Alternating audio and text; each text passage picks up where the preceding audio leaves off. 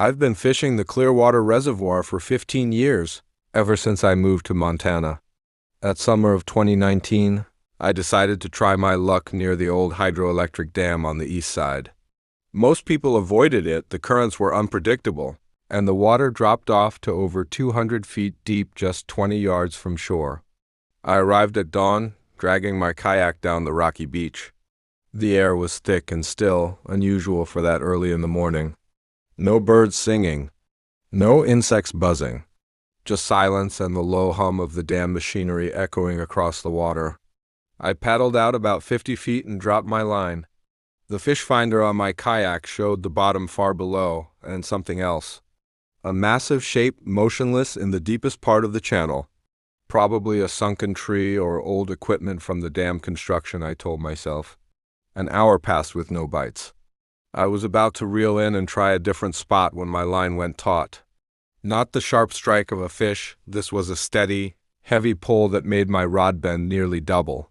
I started reeling, expecting to snag on debris, but whatever I'd hooked was moving. It moved deeper. The drag on my reel screamed as line peeled away. I tightened it, bracing my feet against the kayak's sides. For 5 minutes I fought against that pull, gaining a few feet of line, then losing 10. My arms burned. Sweat dripped into my eyes despite the cool morning air. Then it stopped. The line went slack so suddenly I almost fell backward. I reeled in frantically, checking for my lure. It was gone, along with 3 feet of my steel leader not frayed or cut, but snapped cleanly like someone had taken bolt cutters to it. I checked my fish finder again. That large shape on the bottom had moved. It was now directly beneath me, rising slowly.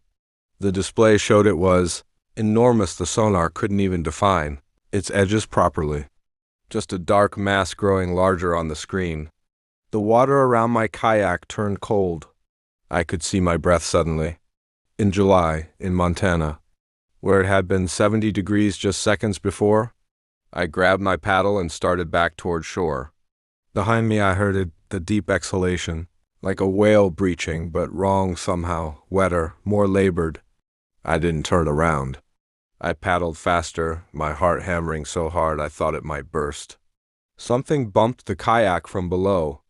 Not hard enough to flip me, but enough to lift the front end a few inches out of the water. I could hear water sloshing and the breathing sound again, closer now. The smell hit me then, rot and algae and something else, something chemical that burned my nostrils. I was 30 feet from shore when my paddle struck something in the water. Not the bottom, I was still in deep water. Something solid and yielding at the same time, like paddling through a massive slab of cold meat. The paddle stuck for a moment, and when I yanked it free, there was a clear, mucus-like substance coating the blade. I didn't look back.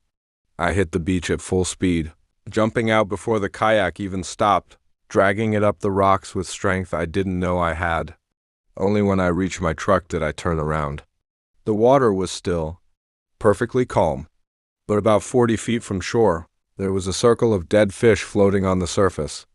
Dozens of them, all species trout, bass, catfish, their eyes white and clouded. Their bodies already starting to decompose despite being freshly dead. I loaded my kayak and drove away. I didn't report it to the Park Service or the dam authority. Who would believe me? I caught a fish that wasn't a fish, something followed me and then some fish died. Even to me it sounded absurd. But here's what keeps me up at night. 3 days later, a maintenance diver went down to inspect the dam's intake gates. He came up after 20 minutes, refused to go back down, and quit his job that same day.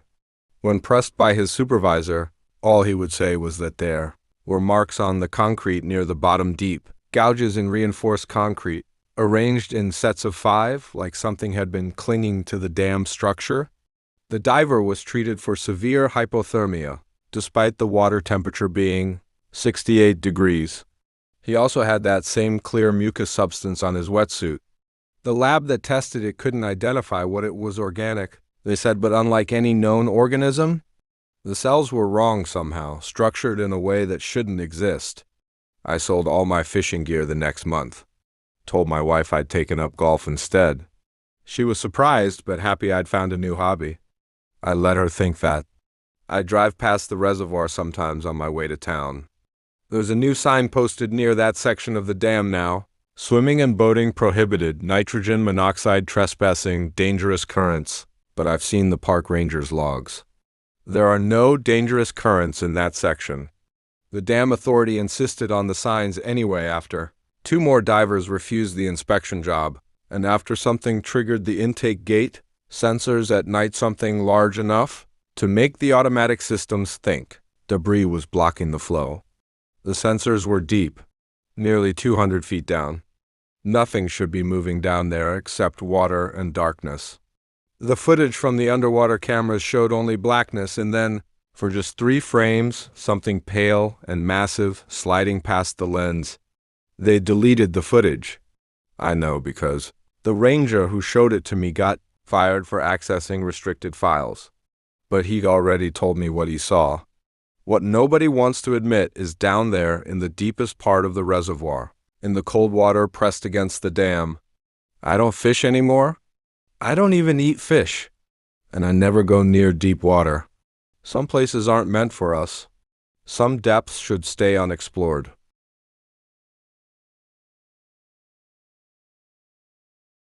The Outer Banks in North Carolina are perfect for surf fishing. Miles of empty beach, strong currents bringing in blues and drum, and enough space that you can fish all day without seeing another soul. That's what I loved about it anyway. August of 2021, I took a week's vacation and rented a small cottage near Roddenth. Every morning I'd wake before sunrise and walk 2 miles down the beach to a stretch where the sandbars created a natural channel. The fishing was incredible. On the 3rd morning, I noticed him. Another fisherman, maybe a 1/4 mile up the beach, just barely visible in the pre-dawn light. He had his line in the water, standing perfectly still. I waved, he waved back. In that community way people do when they're sharing an empty beach. I fished for 3 hours, caught and released 4 good-sized blues, and packed up around 9 when the sun got too hot. The other fisherman was still there, in the exact same position. Hadn't moved even a little. I figured he was really committed to his spot. The next morning, he was there again. Same location. Same stance. I arrived at 5:30 and he was already set up. I waved, he waved back. Same friendly gesture. I settled into my usual spot and started fishing. Around 7, I realized I hadn't seen the other fisherman move. Not once, not to check his bait, adjust his line, or shift his weight. He just stood there, rod out, facing the water. I walked up the beach toward him. As I got closer, I could make out more details. Older guy, maybe 60s, wearing waders and a faded blue jacket. Tan fishing hat. Standard gear. But something felt off in a way I couldn't articulate. When I was about 50 yards away, he turned and waved. Not a friendly wave this time. A slow, deliberate gesture. Beckoning me closer, I stopped walking. Every instinct screamed at me to go back. The sun was fully up now, and I could see him clearly. He wasn't moving except for that arm, waving in a mechanical rhythm. His face was in shadow under the hat, but his body was too still. Nobody stands that motionless. I turned around and went back to my spot. Kept fishing, but couldn't shake the feeling of being watched. Every few minutes I'd glance up the beach. He was always facing my direction now, not the water. That arm still moving. Wave, pause, wave, pause. Around 8:30, a family showed up and started setting up their umbrellas between me and the other fishermen. I felt relieved. Other people, witnesses, normal folks on a normal beach vacation. But the family kept looking up the beach toward the fishermen. The father stood up, shaded his eyes, stared for a long moment. Then he gathered his kids and wife, and they moved their setup much further down the beach, away from both of us. The father caught my eye as they passed. He looked scared. I packed up and left. I didn't wave. That night I couldn't sleep. I kept seeing that figure in my mind, that mechanical wave. I convinced myself I was being paranoid. Just another fisherman who happened to be very patient and maybe a little odd. The 5th morning I almost didn't go, but I'd paid for the cottage, bought all this bait, and I wasn't going to let some weird encounter ruin my vacation. I told myself I'd fish at a different spot, further south, away from wherever that guy was. I got to the beach at dawn, and there he was. Same position, same stance. But now he was directly in front of where I usually set up, like he'd moved to intercept me. I started to turn away, head back to the cottage, when I saw something that made my blood freeze. There were no footprints around him.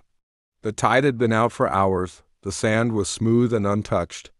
But there he stood, a quarter-mile from the nearest beach access, with no trail showing how he'd gotten there. He waved, that same mechanical gesture, and this time I could see under the hat. His face was wrong, too smooth, too pale, like something wearing a person's skin but not quite getting the proportions right.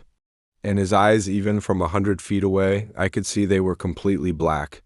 I ran, dropped my tackle box, left my chair, just ran back down the beach. I heard it behind me, not footsteps, but something heavy sliding through the sand, and that mechanical creak like old hinges coming closer. I didn't look back until I reached the beach access stairs. When I turned, he was standing at the bottom of the dunes, much closer than he should have been. The sun was fully up now, and in the harsh light, I could see that his fishing rod wasn't a rod at all. It was something else, something organic, extending from where his hands should be. His mouth opened. No words came out, just a sound like wind through a cave. And that arm kept waving. Slower now. More insistent. I climbed those stairs and ran to my car. I threw everything into the back and drove straight to the cottage. I left that same day, lost my deposit, didn't care. I drove 6 hours home without stopping. I tried to report it. Called the local police. Told them there was someone on the beach acting threatening. They sent a patrol. Found nothing. No fisherman. No tracks. They implied I'd been drinking. But here's the thing. I started researching, digging through local forums and old newspaper archives. Over the last 20 years, there have been 7 disappearances along that stretch of beach. All fishermen. All went out early morning alone. No bodies ever found. No witnesses. But there were reports. People who saw someone matching that description. A fisherman who stood too still. Who waved at them. Who beckoned them closer. Every single person who reported seeing him and walked away was fine. But several mentioned friends or family members who went to investigate to see if the person needed help. Those people never came back. The last disappearance was in 2020, a retired teacher named William Grant. His wife said he went surf fishing at dawn and never returned. His gear was found on the beach, untouched. But there were 2 sets of tracks leading into the water. His footprints and something else. Something that dragged through the sand. I don't fish in the ocean anymore. I don't go to beaches alone. And if I ever see someone waving at me from a distance, too still, too insistent, I walk the other way. Because some things pretend to be human just well enough to lure you close. And by the time you realize what you're looking at, it's already too late to run.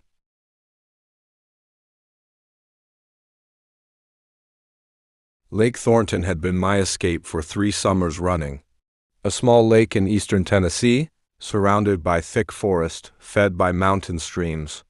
It had a concrete spillway on the south, and a massive overflow channel that would activate during heavy rains, but in summer it was just a dry tunnel leading down into darkness. Kids from town had spray-painted the walls near the entrance.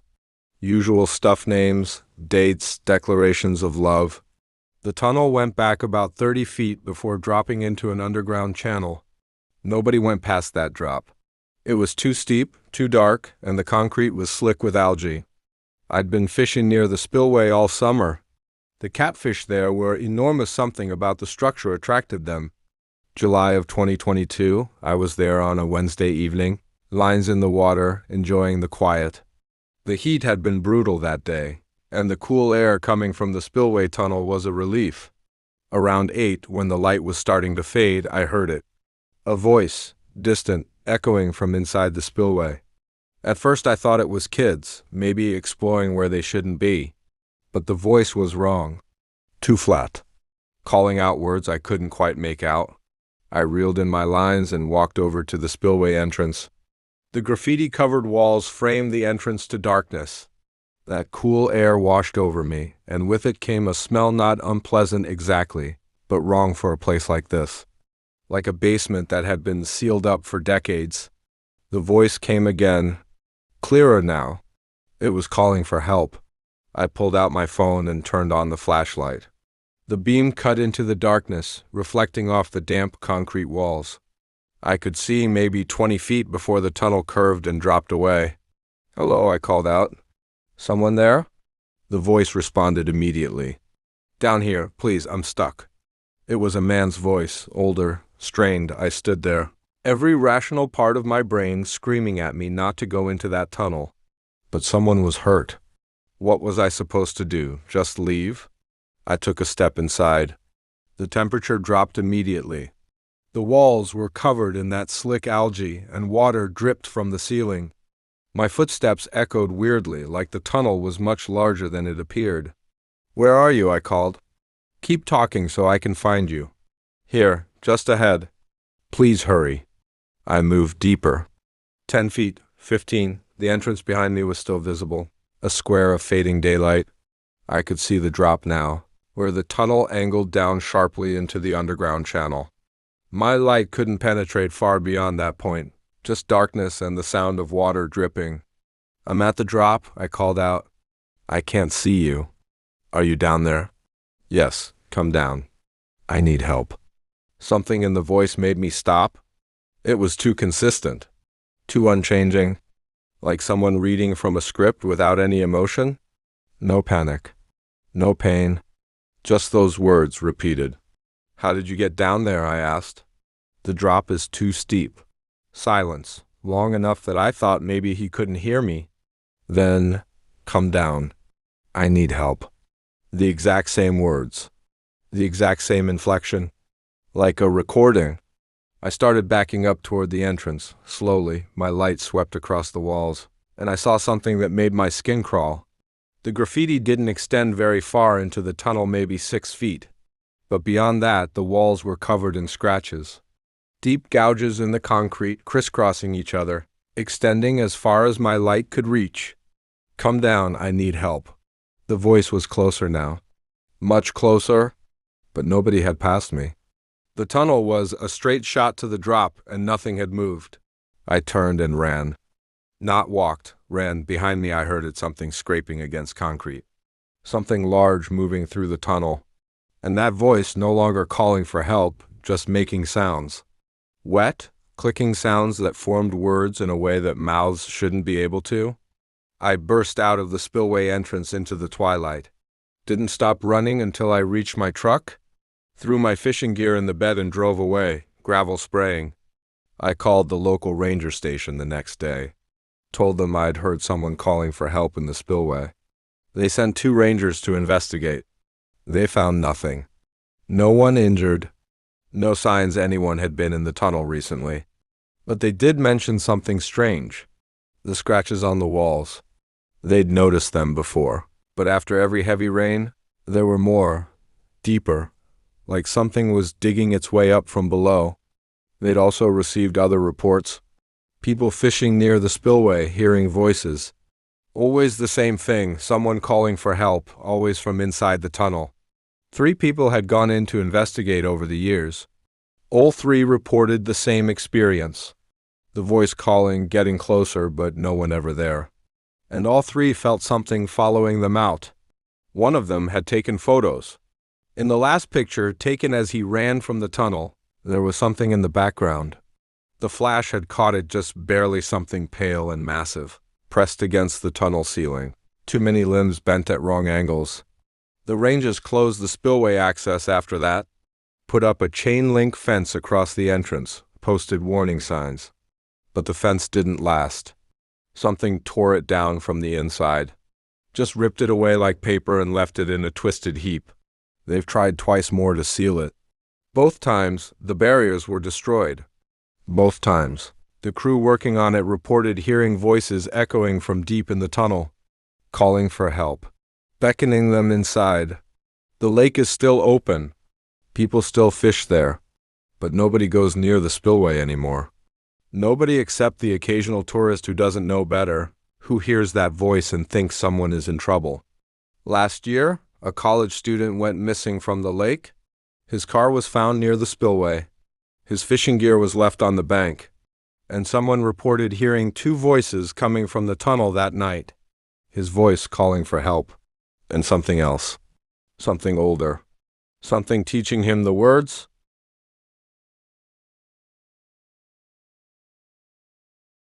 The Florida Keys are paradise during the day, but the channels between islands at night are something else entirely. The water turns black, the current picks up, and the things that hunt in deep water come in close to shore. I run a charter fishing business out of Key Largo, 20 years of taking tourists out to catch snapper and grouper.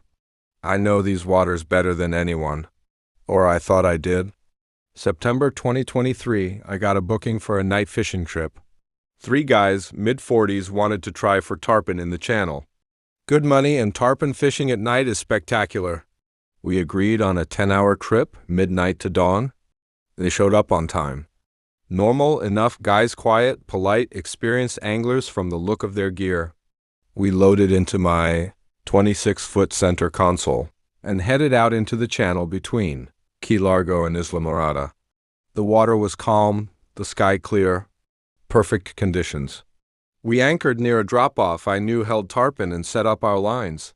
For the first hour, everything was routine. We had a few hits, landed 1 small tarpon, released it. The guys were happy, passing around beers, telling fish stories. Around 2 in the morning, we saw the lights.